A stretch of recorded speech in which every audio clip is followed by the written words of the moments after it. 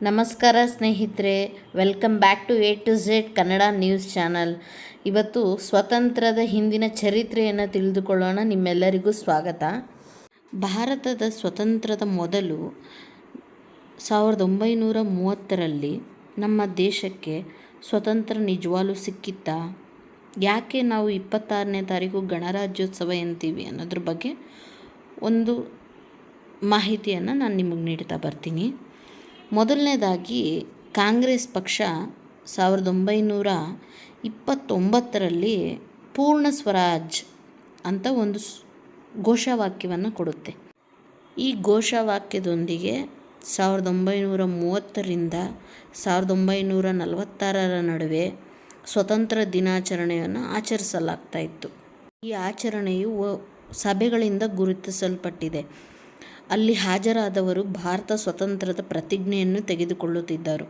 ಜವಾಹರ್ಲಾಲ್ ನೆಹರು ಅವರು ತಮ್ಮ ಆತ್ಮಚರಿತ್ರೆಯಲ್ಲಿ ಅಂತಹ ಸಭೆಗಳು ಶಾಂತಿಯುತ, ಗಂಭೀರ ಮತ್ತು ಯಾವುದೇ ಭಾಷಣವಿಲ್ಲದೆ, ಉಪದೇಶವಿಲ್ಲದೆ ಸಭೆಗಳು ನಡೆಯುತ್ತಿದ್ದವು ಎಂದು ಹೇಳಿದ್ದಾರೆ.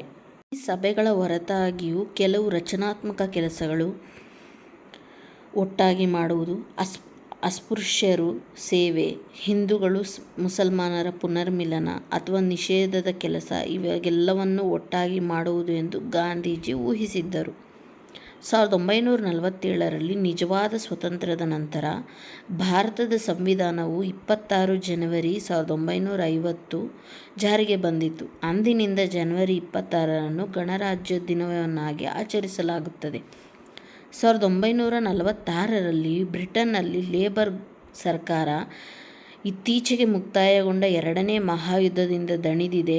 ಹೆಚ್ಚುತ್ತಿರುವ ಪ್ರಕ್ಷುಬ್ಧ ಭಾರತದಲ್ಲಿ ನಿಯಂತ್ರಣವನ್ನು ಮುಂದುವರಿಸಲು ತನಗೆ ಸ್ವದೇಶದಲ್ಲಿ ಜನಾದೇಶ, ಅಂತಾರಾಷ್ಟ್ರೀಯ ಬೆಂಬಲ ಅಥವಾ ಸ್ಥಳೀಯ ಶಕ್ತಿಗಳ ವಿಶ್ವಾಸಾರ್ಹತೆ ಇಲ್ಲ ಎಂದು ಅರಿತುಕೊಂಡು ಫೆಬ್ರವರಿ 1947ರಂದು ಪ್ರಧಾನಮಂತ್ರಿ ಕ್ಲೆಮೆಂಟ್ ಅಟ್ಲಿ ಬ್ರಿಟಿಷ್ ಸರ್ಕಾರ ಜೂನ್ 1948ರೊಳಗೆ ಬ್ರಿಟಿಷ್ ಗೌರ್ನಮೆಂಟ್ ಭಾರತಕ್ಕೆ ಸಂಪೂರ್ಣ ಸ್ವಆಡಳಿತವನ್ನು ನೀಡುತ್ತದೆ ಎಂದು ಘೋಷಿಸಿದ್ದರು.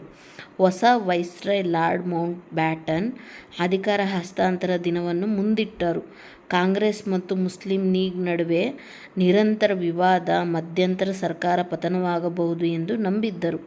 ಎರಡನೇ ಮಹಾಯುದ್ಧದಲ್ಲಿ ಜಪಾನ್ ಶರಣಾಗತಿಯ 2ನೇ ವಾರ್ಷಿಕೋತ್ಸವವನ್ನು ಅವರು ಆಗಸ್ಟ್ 15ರಂದು ಅಧಿಕಾರ ವರ್ಗಾವಣೆಯ ದಿನವನ್ನಾಗಿ ಆರಿಸಿಕೊಂಡರು.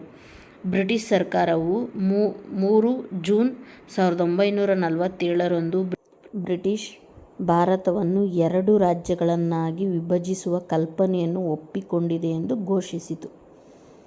ಸ್ವತಂತ್ರದ ಹಾದಿಯಲ್ಲಿ 2 ದೇಶಗಳಾಗಿ ವಿಂಗಡಿಸಲ್ಪಟ್ಟಿದೆ. ಸ್ನೇಹಿತರೆ, ನಿಮಗೆ ಈ ಮಾಹಿತಿ ಇಷ್ಟವಾದಲ್ಲಿ ಒಂದು ಲೈಕ್ ಮಾಡಿ, ಸಬ್ಸ್ಕ್ರೈಬ್ ಮಾಡಿಕೊಳ್ಳಿ ನಮ್ಮ ಮುಂದಿನ ವಿಡಿಯೋಗಳಿಗಾಗಿ. ನಮಸ್ಕಾರ.